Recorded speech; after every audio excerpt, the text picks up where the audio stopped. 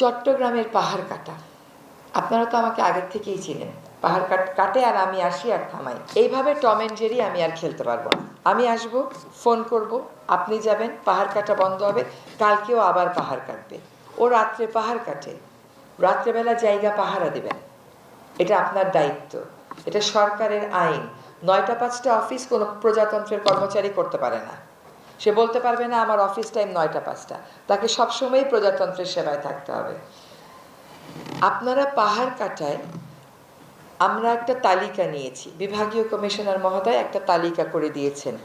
আমরা বারবার বলেছি তালিকায় মালিকদের নাম দেবেন, ওনারা দেন নাই। এখন বলেছি ওই তালিকা পূর্ণ করে মালিকদের নাম দেন। পাহাড় যখন কাটবে মালিককে গ্রেফতার করবেন, শ্রমিককে গ্রেফতার করবেন না।